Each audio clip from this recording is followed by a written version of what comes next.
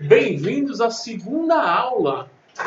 Eu estou muito feliz porque a primeira aula que eu dei aqui foi sobre o início do plantio, o início do manejo na sua frutífera ou numa horta, certo? Mas eu falei mais especificamente de conceitos básicos sobre clima, preparo de solo, um pouco de adubação e, falando sobre adubação, essa é a aula número 2. A gente vai falar aqui sobre adubação, é essencial para o plantio produtivo de um pomar e horta. Eu vou mostrar aqui algumas coisas que não devem faltar para que a sua planta desenvolva. Então, assim, primeiramente eu venho agradecer ao pessoal que me deu feedback, que respondeu algumas perguntas que eu fiz lá no grupo sobre a questão do áudio, se ficou explicativo, se eles gostaram desse modelo de aula. E sim, você é um deles que falou comigo que gostou. E aqui estou para a segunda aula. Sem mais enrolação, certo? Vamos para a aula número 2. Bem, vou pegar aqui minha cola. Primeira coisa, a gente vai falar aqui sobre a adubação e o que é adubação e para que serve. Bem, a adubação é simplesmente deixar os nutrientes disponíveis para a planta, certo? E tratar do desenvolvimento das plantas e da vida no sistema microbiano do solo. O que é isso? Muitas pessoas esquecem que uma planta para desenvolver, ela precisa de um sistema, certo? E todo organismo existe sistemas. Por exemplo, o nosso corpo tem um sistema respiratório, o sistema circulatório, tem um sistema motor, sistema nervoso. Então, assim, existe uma junção de sistemas para que o nosso corpo consiga se manter bem. E assim também é com as plantas. Ela precisa de um sistema circulatório, que seria da seiva, precisa do sistema radicular, que é justamente onde ela pega os nutrientes, e também existe o sistema de energia, que vem a fotossíntese. Então, assim, a adubação é algo que eu deixo disponível para a planta, nutrientes para que esses sistemas funcionem de forma correta. Bem, além do sistema que está dentro da planta para o desenvolvimento dela, também tem um sistema microbiano do solo. O que é isso? São seres vivos, bactérias e fungos que estão dentro do solo para o desenvolvimento de um sistema homogêneo, digamos assim, de um sistema que seja único para o desenvolvimento dos seres que estão ali, certo? Sem mais enrolação, eu vou continuar falando agora mais sobre esses nutrientes que a gente coloca com a adubação. Os principais macronutrientes são o NPK, que é o nitrogênio, fósforo e potássio. Também tem o cálcio como um macronutriente também importante, o magnésio e o enxofre. Normalmente, quando a gente vê na planta ela com alguma deficiência e a folha mostra isso, a gente consegue identificar qual desses nutrientes está faltando para a planta desenvolver. Eu não vou falar aqui sobre identificação de deficiência. Eu vou falar aqui especificamente sobre a doação. Por quê? Porque na aula anterior eu tentei falar de um modo geral e mesmo assim a aula ficou grande, ficou de 1 hora e meia. Pode ser que essa aula também fique grande, certo? Mas aqui eu vou especificar um assunto só. Lá eu falei de mais coisas, certo? Então aqui eu não vou falar sobre como identificar deficiências na planta, certo? Vou falar especificamente de como adubar. Bem, quais são desses os 3 principais que a gente mais estuda e que a gente mais vê? É o NPK, certo? Que é justamente o nitrogênio, o fósforo e o potássio. Esses são o que a gente mais estuda, é o que a gente mais escuta. Por quê? Porque eles são praticamente a base estrutural para o desenvolvimento das plantas, certo? Então, assim, primeiro que eu vou falar aqui, vocês podem ver que eu estou olhando muito aqui para baixo, por quê? Porque aqui tem uma fila aqui que eu estou copiando e colando, certo? Para facilitar e ter agilidade no vídeo. O primeiro, qual é a função do nitrogênio? Vamos começar pelo nitrogênio. O nitrogênio, ele tem a função de crescimento das plantas, certo? Ele é responsável pelo verde, ele é responsável pelo desenvolvimento. Ele também trabalha na parte estrutural das moléculas da planta. O que é? É a clorofila. A clorofila a gente sabe que é a parte verde, vamos dizer assim. Os aminoácidos, que é a estrutura, é como se fosse tijolinhos que vai fazer justamente a estrutura da planta.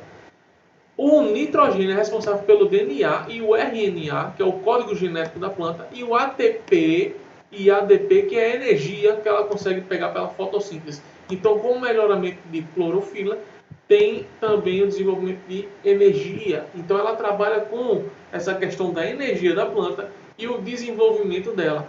Então, eu vou falar só uma coisa. Quando a gente vê aquelas folhas mais velhas das nossas frutíferas, ou de qualquer outra horta, quando você vê ela mais amarelada, as folhas velhas, é uma deficiência de nutriente que está acontecendo, certo? Mas aqui vamos falar primeiramente a função de cada um, depois a gente vai entrar em mais detalhes.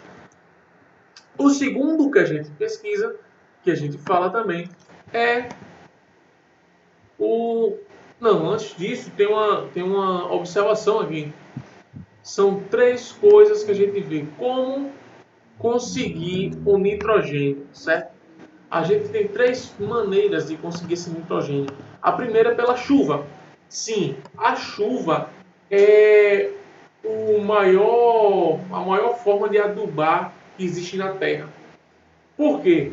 Com a chuva, o nitrogênio cai no solo. Sim, você já percebeu que quando vem a chuva na Terra, acontece das plantas desenvolverem muito rápido. Por quê? Porque a chuva é rica em nitrogênio. Outra substância que é rica também em nitrogênio são as matérias orgânicas, certo?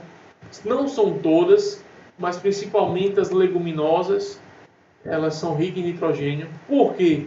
Porque plantas leguminosas, ela tem bactérias que se instalam na raiz da planta.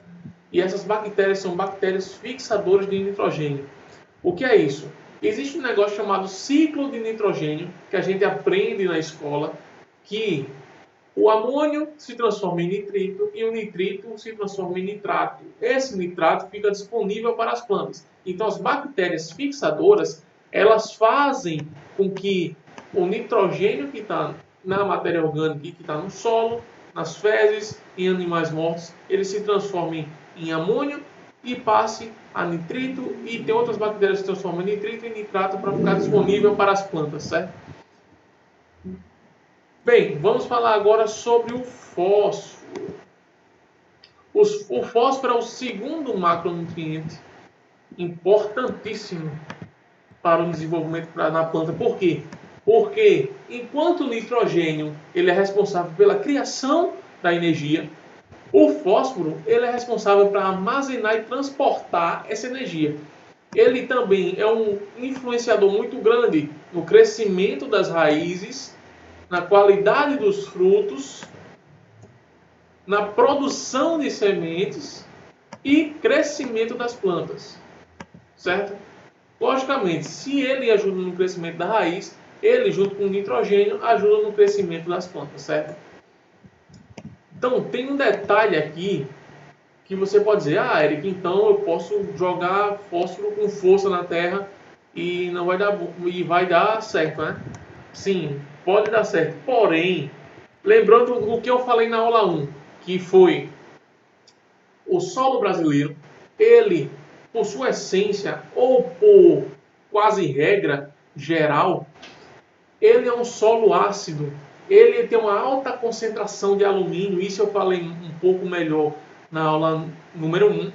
E o que acontece? Essa alta concentração de alumínio faz com que ele tenha que fixar alguns elementos para deixar esse alumínio neutro. neutralizado. Na aula número 1 eu falei sobre um pouco da calagem e só relembrando que o cálcio e o enxofre que existe também no gesso, na gessagem, eles se juntam com alumínio para neutralizar esse alumínio e assim os nutrientes que a gente for colocar na adubação, como o fósforo, ele fica disponíveis. O que acontece? Se a gente não fizer essa correção, o fósforo que a gente pode colocar vai se juntar a alguns óxidos de ferro, de alumínio e outros, certo? E a gente pode perder até 80% do fósforo se não fizer essa correção. E quais são as maneiras? O que é que eu posso fazer para para corrigir? Porque isso é importante a gente saber. Primeira forma eu já falei aqui, que é a calagem ou gessagem, ou os dois juntos. Um não anula o outro. Mas o calcário dolomítico ou o calcário simples, a gente tem que colocar 3 meses antes de colocar o fósforo. Por quê?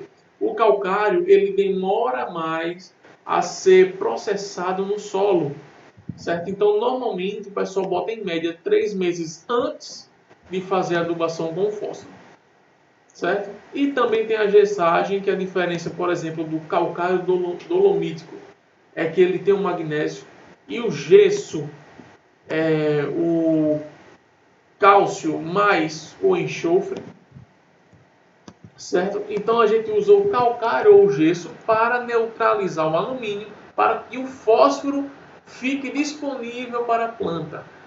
O fósforo é um elemento que fica muito fácil fixo no solo e a planta não consegue pegar ele que está ele no solo, certo?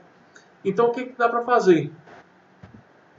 Além da calagem, a outra coisa que se faz é descompactar o solo. Então, você pode ver que tem aquelas máquinas grandes que passam cortando o solo e já vai misturando no descompactamento. Ele vai misturando o calcário junto com a descompactação, então ele vai incorporando o calcário no solo, ele vai descompactar. E a outra coisa também é a matéria orgânica, que ela facilita nessa tirada do fósforo que está preso no solo, no alumínio. Ele facilita essa tirada e coloca disponível para a planta, certo? O último, mas não menos importante, é o potássio, certo? O potássio, ele tem uma função grande, certo? Que é, deixa eu pegar aqui, uma função grande, que é ativador de enzimas que trabalham na química dentro da planta. O que significa isso? Enquanto o nitrogênio e o fósforo, ele é responsável por funções principais, o potássio ele é um coadjuvante, ele é um auxiliador no processo que o nitrogênio e o fósforo faz, certo? O que ele faz? O potássio ele controla a água na planta, que é a seiva. Então toda a seiva ou circulação de seiva na planta é responsável o potássio. Outra coisa, ele ajuda na fotossíntese. Por quê? Porque ele ajuda no transporte de nutrientes. Então, o potássio, como ele está ligado diretamente com a seiva, ele pega aqueles nutrientes que as funções também que o fósforo faz, que é crescimento de raiz, e o nitrogênio está lá em desenvolvimento da parte verde. O potássio ele está entre os dois, ali fazendo com que os nutrientes saiam do solo com a raiz desenvolvida pelo fósforo e ele vá para as folhas com os nutrientes que a folha precisa para desenvolver, para crescer, certo? Para fazer a fotossíntese. E aí o que acontece? Com a energia do sol fazendo a fotossíntese, o potássio novamente vai pegar esses nutrientes e mandar para a raiz. E assim fica esse ciclo. O potássio é praticamente o transporte, o meio de transporte dessas energias, certo? Então, o que a gente vê? primeira coisa, como adquirir o potássio? Existem 4 formas, certo? A primeira forma é o intemperismo. O que é isso? Chuva, vento. Porque o que acontece? No solo, 98% do potássio está disponível no solo. Só que ele está no solo como forma de estrutura do solo. Ele está disponível no solo, 98%, mas ele não está disponível para a planta, certo? Para ficar disponível para a planta, acontece chuva, vento e outros. E dessa maneira, uma parte do 100% do potássio que está, só 2, 3% consegue com a chuva e vento ficar disponível para a planta. Outra forma é com a matéria orgânica também. A matéria orgânica tem um grande poder, que eu vou estar falando mais abaixo, de ajudar nesses processos de disponibilidade de nutrientes. Então, matéria orgânica também ajuda a ter o potássio. Outras coisas é o dejetos de animais. Os dejetos de animais têm uma concentração de potássio também, que eu posso estar fazendo isso. E a outra coisa é a adubação com potássio, certo? Bem, agora eu vou falar aqui sobre tipos de adubação. E a primeira que eu vou falar é sobre a adubação química. O famoso 10-10-10, 4-14-8, certo? Adubação química e mineral, ou mineral, certo? Bora lá. O que significa essa numeração 10-10-10, 4-14-8, 20-20-20 e outras formulações que tem aí no mercado, certo? Significa o seguinte, que esse primeiro número refere-se ao N, esse segundo ao P e o terceiro ao K. Por exemplo aqui, 4-14-8. Ele está dizendo para mim que existe na fórmula geral 4% do seu conteúdo é nitrogênio, 14% do conteúdo é fósforo, que é o P, e 8% é o potássio, certo? NPK, o nitrogênio, fósforo e potássio. Isso é o que significa, são as porcentagens que tem dentro do adubo. Bem, o pró, que é a vantagem de estar usando ele, que ele é fácil de usar, certo? E também ele tem uma disponibilidade muito mais rápida no solo. A contraindicação é que ele acidifica o solo, porque a maioria desses aqui são sais para deixar disponíveis para o solo, porque justamente o sal ele é mais solúvel, certo? Então, os sais do NPK, ele tem a vantagem de ter maior disponibilidade, é um fácil uso, porém ele acidifica o solo, certo? Então, por isso que eu, Eric, não uso o NPK, porque ele vai acidificar o solo, certo? Então, assim, tem essas situações que a gente tem que observar. Próxima coisa é a adubação orgânica. Isso aqui é o que eu vou falar mais dentro deste vídeo. Adubação orgânica. Por que usar matéria orgânica, primeiramente? Se lembra que eu disse que ia falar sobre matéria orgânica? Chegou a hora. Bem, a matéria orgânica, ela facilita o processo, deixando os nutrientes mineralizados. O que é isso? A planta não consegue pegar o nutriente enquanto está na forma orgânica em si. Ela precisa mineralizar. Então, o que acontece? A matéria orgânica libera ácidos orgânicos, deixando os minerais solúveis, certo? Quando o mineral fica solúvel, ele fica fácil da planta pegar. Então, a matéria orgânica libera esses ácidos. E também ajuda na fixação do fósforo. Se lembra que eu falei que o fósforo fica fixo no solo, que aí precisa descompactar, precisa de cal, do calcário, da geissagem? Pronto, a matéria orgânica também ajuda nessa questão da fixação do fósforo. Outra coisa, ela diminui a plasticidade do solo. Deixa eu pegar uma água aqui que está doendo minha garganta. Enfim, continuando. Ela ajuda na plasticidade do solo, a diminuir a plasticidade do solo. O que é isso? Você sabe aquele solo que ele é muito compacto, aquele solo que quando seca faz aquelas rachaduras? É como se fosse o solo argiloso, certo? Então a matéria orgânica consegue tirar essa plasticidade do solo, melhorando a agregação do solo, diminuindo a chance de erosão. Porque a matéria orgânica ela vai ter uma ligação maior, certo? Assim fazendo com que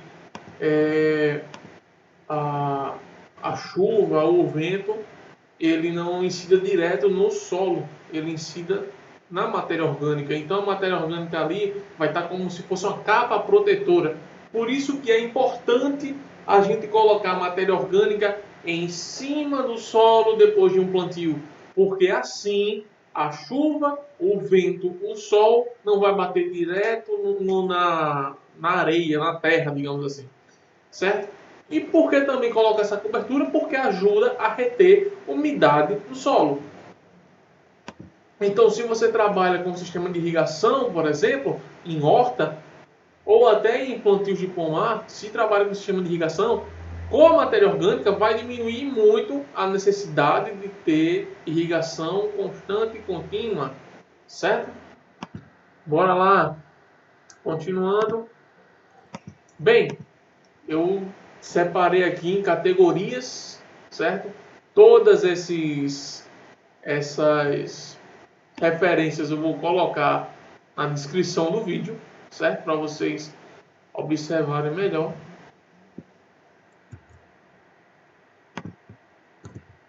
Eu dividi algumas categorias. Primeiro, categoria simples. O que é isso? São adubos orgânicos como esterco, tortas de mamona, torta de algodão, entre outras, cinzas, farinhas e farelos que você pode estar usando. Por exemplo, farinha de osso, o farelo de mandioca que aqui tem, e outros, enfim. As categorias de misto é o quê? Uma junção de uma ou mais dessas simples, certo? Então, por exemplo, quando você usa torta de mamona mais cinza de madeira, aí você já está fazendo uma adubação mista, adubação orgânica mista. A composta, que é justamente da compostagem, é as digeridas por minhocas, gongolo, tatu de jardim. É quando você cria uma composteira e coloca essas matérias orgânicas dentro dessa compostagem para minhocas, gongolo ou tatu de jardim diluir essas matérias orgânicas. E aí vai virar um composto orgânico, certo? Outra categoria é o organomineral. O que é isso? É uma junção do orgânico com aquele NPK químico que a gente viu acima, certo? O que acontece? Alguns adubos minerais podem ser utilizados na agricultura orgânica, como o pó de rocha, pode ser usado, ou o calcário, como eu tinha dito, né? Até 200 gramas por metro quadrado. Então, isso aqui é uma média, certo? Isso aqui, se você quiser trabalhar com agricultura orgânica, isso é uma regra. Não pode passar disso. Mas, por que eles colocaram essa regra aqui? Porque existe mais ou menos uma média que você pode estar usando aí de calcário dolomítico, certo? No solo, que não vai errar muito. Você colocando de 200 a 300 gramas de calcário todo ano, no metro quadrado, todo ano, vai dar bom. Por quê? Porque ele vai deixar seu pH do solo mais neutro, tá bom? Outra coisa, sim, uma observação. Alguns, como falei, alguns, se você quiser trabalhar com agricultura 100% orgânica, não vai adiantar colocar, por exemplo, tem gente que vende esterco de vaca com ureia. Só que não é a ureia da urina da vaca, não, é a ureia mesmo, o adubo químico dentro do esterco. Então, não é 100% orgânico. Então, quem quiser trabalhar com isso tem que observar as regras também que existem em cada comunidade, né? Cada comunidade tem ali o seu sindicato também, que ali vai ter regras na cidade, enfim. Isso aí você pode estar olhando na sua região para ver como funciona. Se quiser trabalhar 100% orgânico, mas se não, você pode estar usando o organo-mineral, juntando eles dois para fazer um combo. Agora sim, como eu falei, se usar só o adubo mineral, não vai surtir muito efeito. Por quê? Se lembra que a matéria orgânica ela libera aqueles ácidos para disponibilizar aquele adubo, mesmo que químico, para as plantas. Então, de toda forma, você tem que usar o adubo orgânico. Você tem que usar um esterco de animal, certo? O esterco curtido de animal. Por quê? Porque é necessário. Existem estudos também que já mostram também isso. Por exemplo, de alface, de cebolinha que tem. E o pessoal falou que só com o esterco orgânico deu muito bom. Não precisou nem colocar adubo químico. Mas enfim, continuando. Tem os biofertilizantes. O que significa isso? É o famoso chorume de matéria orgânica. Tem alguns biofertilizantes que eles fazem umas misturas muito cavernosas. Por exemplo, eles pegam o sulfato de cobre, mistura com cal, mistura com esterco, mistura com farinha de osso, vai misturando. Tudo de uma vez só. Pode ser usado? Pode. Agora tem que ter uma técnica boa para você fazer isso. Existem receitas aí na internet disponíveis para fazer os biofertilizantes, mas a gente aqui do plantio produtivo dá uma dica para você seguir uma coisa que eu segui do mentor que eu aprendi isso aí, que é o Sérgio Sermedian.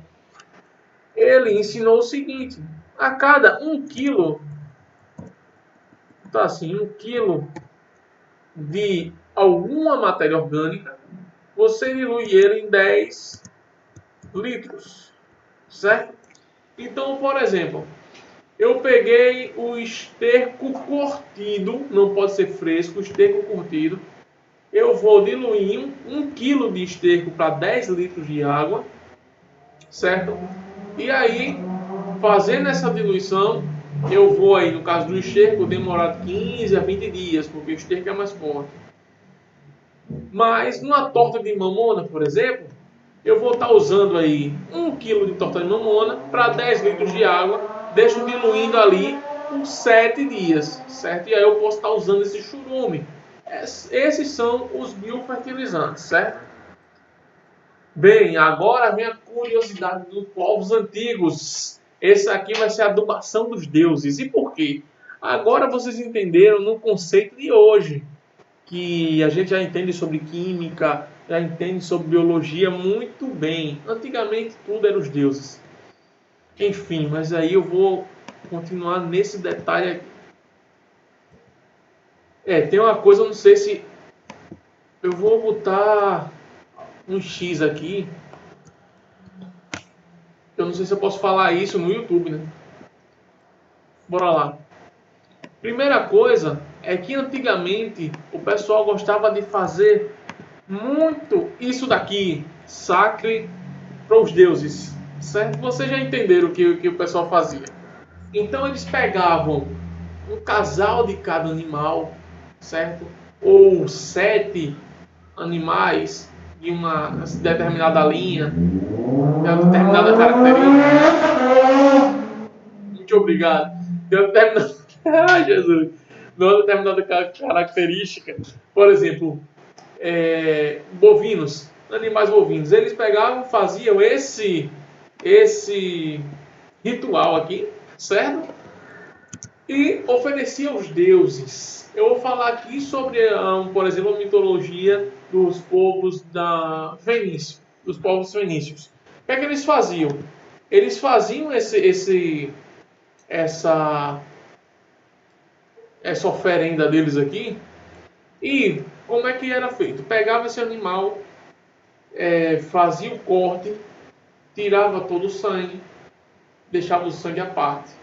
Pegava o animal, colocava dentro de uma fogueira ou até dentro de um boi de bronze, certo? E aí toda aquela matéria do animal ele ia queimando. E tinha a cinza que era ligada a essa fogueira. O que acontece? No final, vou resumir aqui, não vou contar tudo, mas no final o que é que ele fazia? Eles pegavam toda essa mistura, a cinza da madeira que foi queimada, a farinha do animal praticamente, a carne do animal com os ossos dele, misturava com o sangue daquele animal e como um rito também da religião deles, eles pegavam e jogavam aquela matéria orgânica toda na área onde eles iam plantar. E para eles isso era uma forma de adoração ao Deus dele.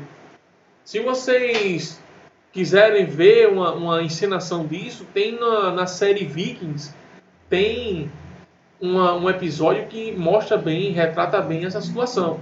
Então eles pegavam isso, colocava e aí rezava para os deuses para mandar a chuva. E como eu falei, a chuva é rica de nitrogênio. Então tinha potássio do da fogueira que eles acendiam, tinha muito nitrogênio do sangue e tem muito também fósforo do boi, do osso do boi. Então, assim, isso é uma curiosidade aí para vocês ficarem sabendo, certo? Outra coisa também que os povos antigos faziam, que principalmente o pessoal inca, ele fazia o consórcio. O que é isso? O consórcio é quando eu junto duas ou mais plantas no mesmo local e faço o plantio delas. O consórcio mais utilizado pelo povo inca era a plantação de feijão, milho e abóbora. Era esses três tipos de plantas que eles cultivavam. Por quê? O milho ele servia como haste para o feijão subir. A abóbora servia como cobertura do solo e o feijão ele dava o nitrogênio que precisava para o chão. Por quê? Se lembra que eu falei que as leguminosas são as plantas que as bactérias se juntam nas raízes para fixar o nitrogênio no solo? Pronto, era mais ou menos isso que acontecia. Ele fazia o consórcio de 3 plantas para fazer isso. E outra coisa também que era comum, certo? É a adubação verde. Que é isso?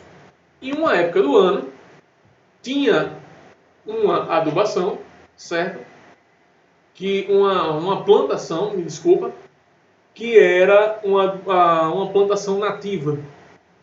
E aí, uma plantação nativa que não era perene, que não era eterna, era só no ano. Então eles tinham essa plantação nativa, depois eles cortavam essa plantação nativa e colocavam milho, colocavam feijão, eles colocavam essas outras culturas, certo? E o que acontece? Isso era adubação verde. Hoje existem técnicas, existem estudos sobre adubação verde. Como eu falei para vocês, se eu fosse falar tudo aqui nesse vídeo, ia ficar um vídeo gigantesco, certo? Por quê? Porque o próximo passo do vídeo agora, nas próximas meia hora, eu vou falar sobre quantidades e eu vou mostrar aqui uma tabela para vocês, para ajudar vocês nesse processo, certo? Então, assim, essa adubação verde eu utilizo na minha casa. Eu planto crotalária, breviflora nos meses de março até junho. Quando é junho, eu corto essa crotalária, deixo ela como cama morta, certo? A crotalária ela é uma leguminosa, ela fixa nitrogênio no solo e ao lado dessa crotalária tá as minhas parreiras, tá o meu pé de uva, meus 3 pés de uva. Então o nitrogênio que a crotalária solta vai para o pé de uva, certo? Então assim, é uma adubação uma plantação consorciada, mas também uma adubação verde, certo? E aí, existe nessa questão da adubação verde, pode pesquisar também sobre o plantio direto. Eric, mas por que você não vai falar sobre isso? O pessoal do grupo, principalmente da aula 1, a maioria mora em apartamento, mora em casa, e eles não conseguem fazer isso. Por quê? Porque tem um espaço pequeno. Muitos usam vaso, então eu não vou especificar aqui hoje sobre a adubação verde e o plantio direto. Não vou falar sobre isso. Mas aqui foi só uma curiosidade, né, dos povos antigos que já usavam isso aqui. Bem, deixa eu ver aqui, continuando.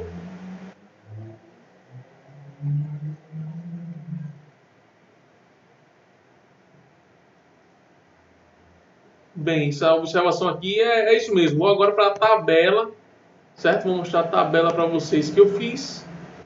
Isso aqui são alguns nutrientes. Muitos falam para mim, Eric, quanto eu vou colocar no meu vaso? Quanto eu vou fazer aquilo? Vou explicar para vocês isso agora. Deixa eu colocar aqui. Deixa eu colocar aqui para vocês. Cálculos. Aqui. Bora lá. Essa tabela aqui eu passei um dia todinho fazendo. Passei o dia todo, tive que rever e ver de novo, e ver novamente. Tive que pesquisar isso daqui tudinho para colocar na tabela. E eu vou explicar aqui para vocês o que é isso. Eu coloquei aqui os principais adubos que o pessoal usa e também o que eu tenho aqui na minha região, certo? Isso daqui, como eu tenho aqui, ó, teores de macronutrientes, a média. Por exemplo, Eric, o esterco bovino eu encontrei na internet que é 6%. Aí outros vão dizer, Eric, eu encontrei que era 2%. Gente, isso é média.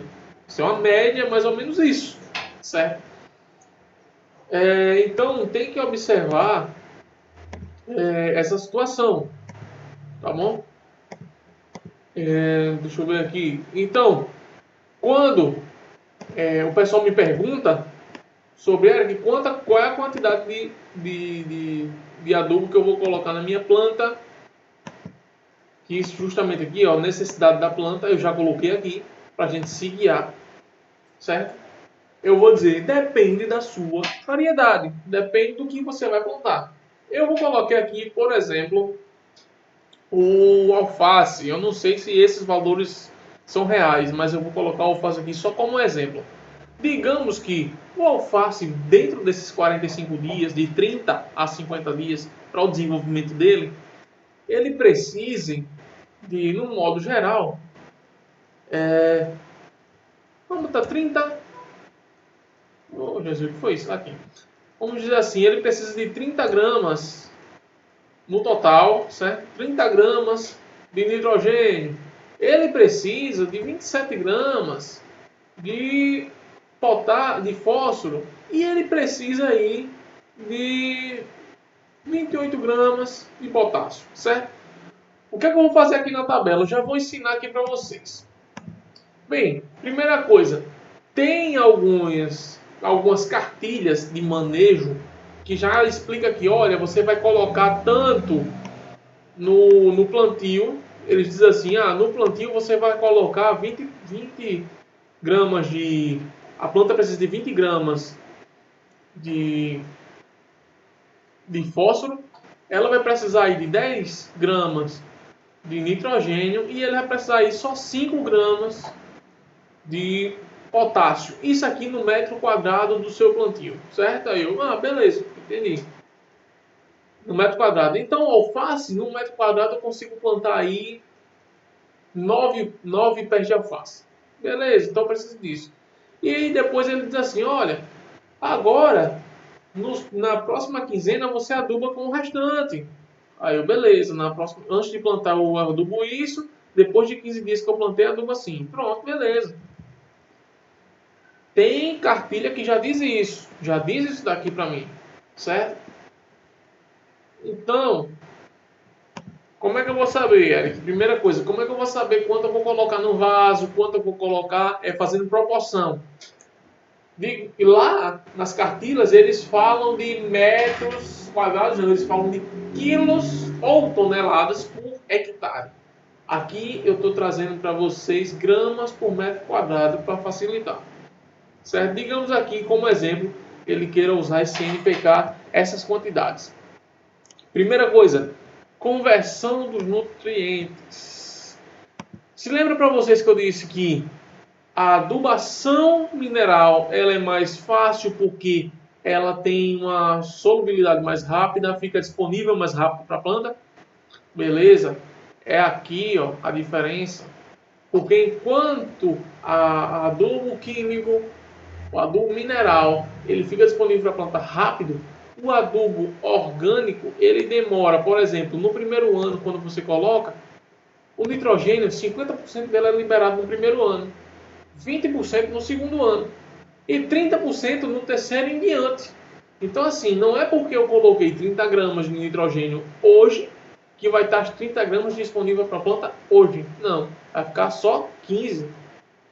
Entendeu? Então, assim funciona com as outras também. Só o potássio que eu vim pesquisando, que ele é consumido na hora. O que acontece? Se lembra que eu falei que o potássio ele é responsável pela seiva?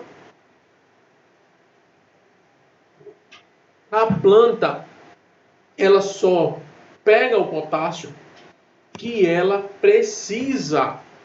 Então o potássio ele é usado 100%. Se você exagerar no potássio, vai ficar no chão, a planta não vai usar e não vai adiantar nada. Por isso que o potássio é aconselhável você dividir o seu uso, dividir a adubação, certo? Bora lá. Outra observação é o seguinte, a aplicação localizada. O máximo que você vai colocar, por exemplo, de esterco de curral, é 3 a 5 quilos, a média de 3 a 5 quilos por metro quadrado. Esterco de ave de meio quilo a 1 quilo por metro quadrado. Isso aí são estudos científicos e eles chegaram nessa conclusão. Acima de 1 quilo não é bom colocar acima de 1 quilo de esterco de ave no metro quadrado. Mesma coisa se você for trabalhar com grãos, isso aqui é horta. Trabalhar com grãos, não vale a pena você colocar mais de 2 quilos por metro quadrado se for trabalhar com grãos e mais de 300 gramas por metro quadrado se você for trabalhar com grãos, certo? Isso aqui de aves, isso aqui de boi. Então, bora lá. Trabalhando agora com isso daqui, Eric, quanto eu vou colocar na minha planta? Quanto de adubo? Vou chegar agora. Digamos que você tenha 1 metro quadrado aí, certo? Para você plantar os pés de alface. Tá bom? Então, tem 9 plantas. Você vai dizer que eu tenho disponível aqui na minha horta, eu tenho um esterco de boi, eu tenho torta de mamona, eu tenho farinha de osso e cinza, eu tenho esses 3. Eu não tenho humus não, os outros eu não tenho não, só tenho esses 4. Aí eu vou dizer para você, pronto, beleza, vamos lá calcular. Primeira coisa, nesse metro quadrado, você vai usar a horta, você tem de boi, tá bom. Vamos usar de 3 a 5, né? Quilos.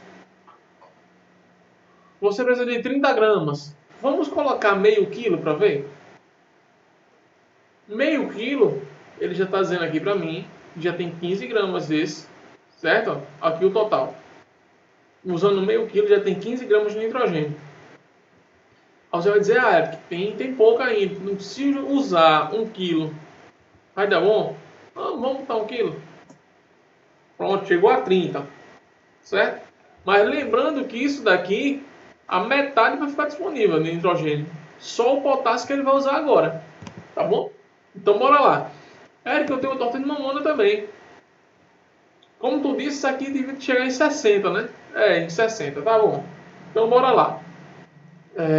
Porque 30 vai ficar disponível agora.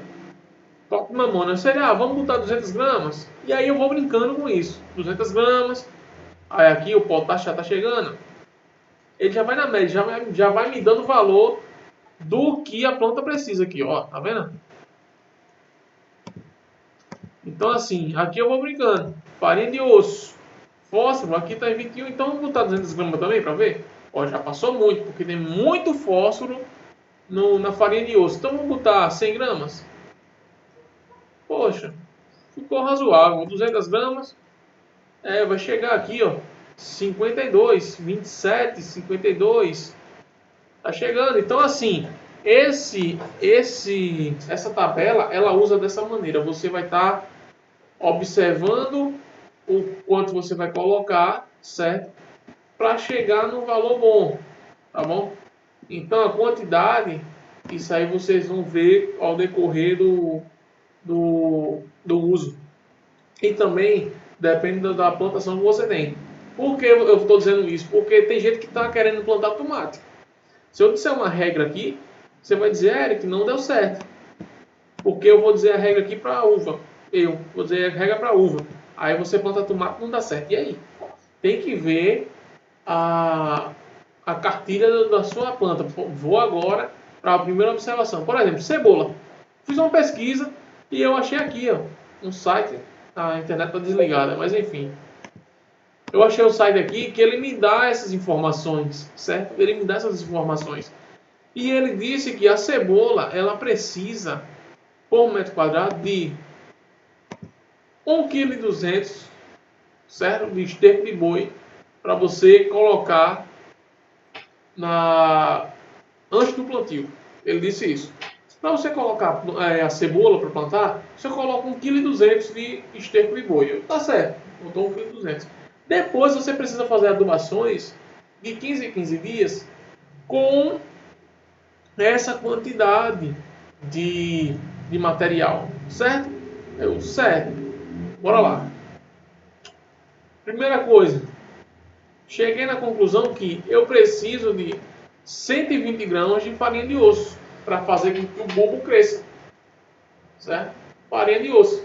Então, eu tenho que aplicar farinha de osso junto com o esterco, uma primeira vez. Depois eu vou usar de novo farinha de osso após 15 dias. Certo? E aqui também, junto com a farinha de osso, vou estar usando potássio. Certo? Na segunda quinzena. Plantei, usei só o fósforo. Na segunda quinzena, coloquei o farinha de osso com o potássio, a cinza de madeira. Depois eu colocar só o potássio de novo. Isso foi o que foi dito para a cebola nesse artigo. Vai ser diferente para cada coisa. Então, assim, tá bom, Eric, isso aqui é metro quadrado. Se for para eu plantar, aí vem a pergunta. Isso aqui é para o metro quadrado. Se for para eu plantar num vaso, quantas cebolas cabem nesse vaso? Por exemplo, eu vou dar um exemplo do alface. Vou voltar aqui no alface. Se o alface, eu nem lembro qual foi o exemplo que eu dei aqui, ó. Vou dar Ctrl Z. Pronto, o alface. Se aqui, vamos dizer que é 30, 30, 30. Se aqui no alface ele está dizendo que precisa de 30 gramas de cada um para o alface desenvolver, o que é que acontece? Eu tenho que usar, se for plantar um pé de alface, eu tenho que usar 3 gramas. Eu vou pegar isso e dividir por 10. Vou usar 3 gramas, entendeu? Então, assim, você tem que ver a quantidade de plantas por metro quadrado para depois poder utilizar, tá bom? Eu vou pular aqui para a uva. A uva teve muitos detalhes, mas eu vou trazer aqui no geral. No geral, o pessoal aí da uva, eu sei, como eu falei para vocês, na última meia hora eu tenho que explicar isso. Eu sei que muita gente vai ficar com dúvida ainda, vai perguntar, mas é mais ou menos isso aqui. Eu não tenho muito o que explicar. É conseguir usar essa planilha. Enfim, o de uva ele disse assim: para a produção, todo ano você, Eric, tem que colocar 8 kg de esterco. Isso aqui é por planta, certo? 8 kg de esterco. E também você vai ter que dar para a planta ao decorrer do ano, 144 gramas de nitrogênio, 120 gramas de fósforo e 120 gramas de potássio. Aí eu fui fazer o quê? Eu vou atrás, eu já coloquei esterco na adubação anual, abri o berço, a cova, certo? Antes da poda, abri a cova, adubei com esterco. Pronto, adubei com esterco. Depois eu vou ter que ir adubando conforme a necessidade da planta. Então, um chutômetro. Se lembra do churume que eu ensinei para vocês? Aqui eu vou fazer isso. Eu posso juntar esses 4 elementos de uma vez só, esses 3,6 kg, e dividir por 10. Pegar 360 gramas e dividir e fazer o churume, certo? Posso fazer. Se lembra que eu falei? Tem o misto. Então esse daqui seria o misto, certo? Tem o chorume misto. Eu posso fazer isso. Ou também eu posso fazer separado. Posso pegar 1 kg de torpinamona agora, usar. Depois eu boto mais 1 kg de torpinamona. Depois, melhor, eu boto, fiz a poda. Coloquei 1 kg de torpinamona, usei. No mês seguinte eu pego farinha de osso, 200 gramas, uso e faço churume. Quando for no outro mês eu pego 500 gramas de humus, faço churume e coloco. Quando for no outro mês eu pego as 500 gramas da cinza, faço churume e coloco. Depois eu pego outro quilo de farinha de osso de torpinamona que faltou, faço churume e coloco. Depois pego farinha de osso, faço de novo churume e coloco. Então assim, todo mês eu vou revezando com um churume diferente, certo? De acordo com a quantidade de adubo que eu tenho aqui. Isso aqui foi por planta. Só que vem um detalhe. Agora eu vou explicar para o pessoal do vaso. Quem tem uva em vaso ou qualquer outra frutífera. Você tem que observar o valor da tonelada ou do peso que essa planta produz. Uma planta produz. Eu percebi que essa adubação aqui que eles estavam fazendo foi para videiras que produzem 7 quilos, 7 a 8 quilos de uva. 7 a 8 quilos de uva. A minha videira, ela é bem menor do que isso. Minha videira não produz isso. As minhas videiras estão em espaldeira. Minha videira é uva Isabel. Ela não está no porta-enxerto. Então eu não posso exagerar nela. A quantidade de poda que ela vai ter vai ser muito menor. Ela vai produzir 4 quilos. Então isso quer dizer que a necessidade da minha planta é de menos adubo. Então aqui eu não vou usar essa regra. Eu vou fazer menos. Eu vou usar metade de cada um desse e a metade de esterco. Certo? Então tem que se observar isso. O tamanho da minha planta. Aí você vai dizer, Eric, minha planta, ela tá... Vou até calcular aqui agora. Minha planta, ela tá num vaso. O meu vaso tem 80 litros. Eu vou conseguir produzir aí, Eric, com 80 litros, de 4 a 6 cachos, meia dúzia de cachos para eu ter em casa. Beleza? 6 cachos vezes 120 gramas dá 700 gramas. Certo? 6 cachos. Então isso quer dizer que você vai colocar 10% dessa quantidade, que seria 800 gramas de esterco bovino, uma adubação, e 360 gramas desses adubos. Ia ficar, por exemplo, aqui 220 gramas isso por ano, numa videira no vaso. 220 gramas de torta de mamona, 40 gramas de farinha de osso, 50 gramas de humus e 50 gramas de cinza. Eric, isso é pouco? É, porque sua videira é pequena, sua videira ela está limitada. Você não vai forçar, certo? Se você quiser produzir mais cachos, vai dependendo do peso, certo? Vai depender do peso.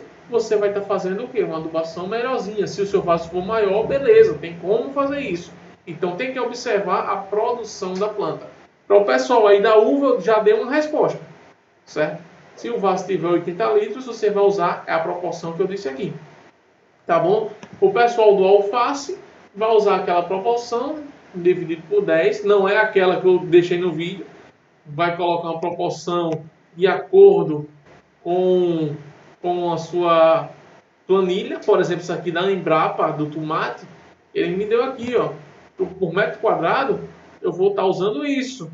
Só que por metro quadrado eu coloco uma planta e meia, certo? Por metro quadrado eu vou colocar uma planta e meia. Então isso quer dizer que eu vou produzir aqui em 2 metros quadrados 3 plantas. Eu vou precisar de 2.600 gramas, 2,5 kg praticamente desses adubos aqui, ó. Eu vou dobrar, certo? Para 3 plantas. Ou então posso fazer o seguinte: 1.300 dividido. Deixa eu ver aqui, deixa eu botar aqui para vocês verem. Eu vi agora que não dava. Soma 1.300 dividido por 1,5. Eu vou colocar 900 gramas desse adubo, certo? Eu vou dividir. Então, assim, dessa maneira, eu vou conseguir entender a necessidade da planta. Isso tudo vai estar de acordo com as normas da sua planta, beleza? Então, eu espero que esse vídeo tenha sido claro, certo, para vocês. Esses links de onde eu pesquisei, de onde eu achei, eu vou deixar na descrição, sem problema, tá aí as referências. Esse vídeo aqui justamente é para ajudar vocês. Esses links também de onde eu achei aqui, ó, eu vou deixar também na descrição. Esse arquivo eu vou tentar introduzir alguma forma, assim, um link, se algum e-mail, não sei, eu vou ainda desenvolver isso aqui, certo? Esperem eu falar no grupo, ou até posso deixar na descrição já, olha, clique nesse link e adquira essa tabela, certo? Então, eu vou estar resolvendo isso aqui ainda essa semana. Pode ser que quando esse vídeo for pro ar, eu já tenha aí na descrição. Pode ser que quando o vídeo for pro ar, já está na descrição. Não sei, eu vou ver se eu contrato uma ferramenta para vocês colocarem o e-mail de vocês. E aí essa ferramenta já manda esses materiais aí, certo? Fora isso, tem também uma tabela muito maior, certo? Essa daí, como eu falei, eu botei essa tabela porque é uma tabela dos adubos que eu uso. Deixa eu abrir ela aqui para mostrar para vocês. É os adubos que eu possivelmente vou usar, certo? Então, assim, isso não quer dizer que só tem esses. E aqui eu vou mostrar para vocês, eu vou até mostrar nessa tabela aqui. Tá vendo? Cada um desses aqui ó, tem o NPK, quantidade, cada um. E essa tabelinha aqui é muito pequena. Eu vou mostrar para vocês aqui uma tabela gigante. Rapidinho, deixa eu editar aqui.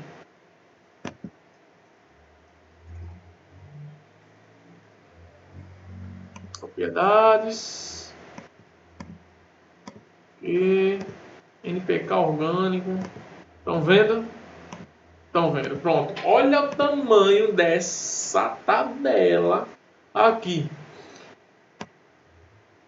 Farinha de osso, feno de alfafa, maçã fruto, maçã folha, maçã casca, casca de maçã cinzas. Olha para aí. São coisas que podem ser usadas. Casca de banana, talo da banana. Olha a quantidade de potássio que tem. Então, se você conseguir fazer a cinza disso daqui, você pode substituir a cinza de madeira por essa e tá tendo muito mais potássio para sua planta, certo? Vamos ver outra aqui. Vamos ver um número alto, acima de 10. Vamos ver se eu consigo achar aqui. Pronto, 34. Ó. Farinha, osso cinza. Farinha de osso 21, osso cinza.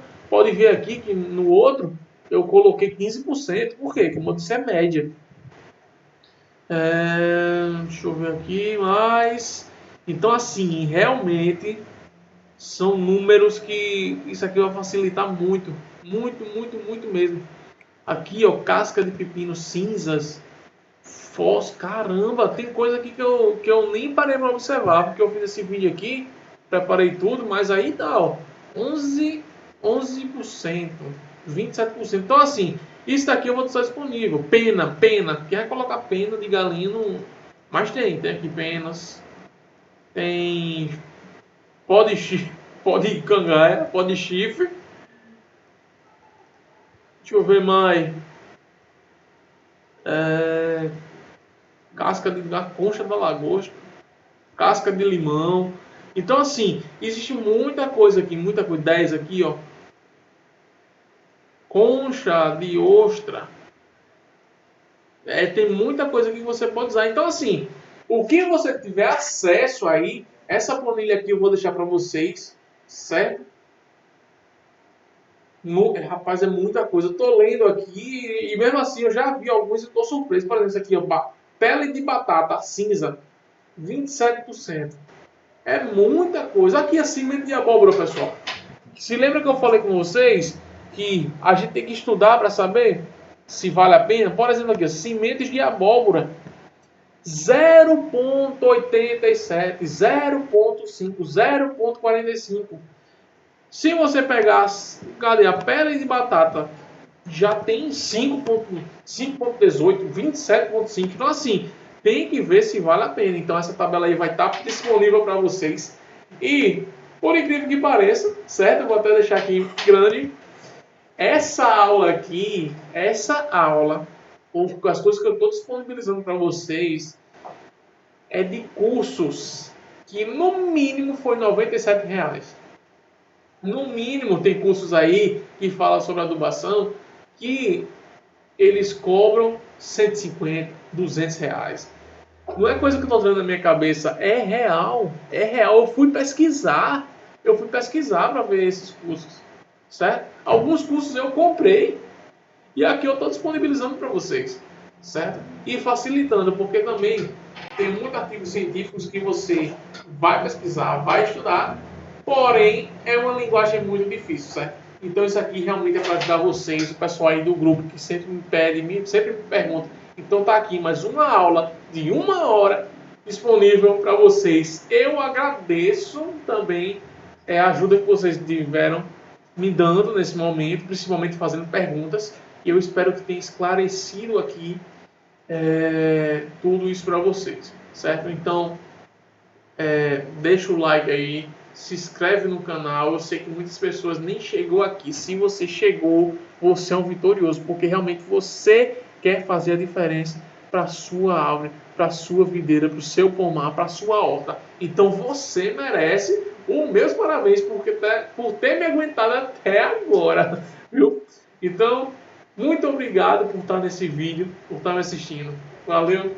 Até a próxima aula. Vamos lá no grupo para ver qual vai ser as próximas.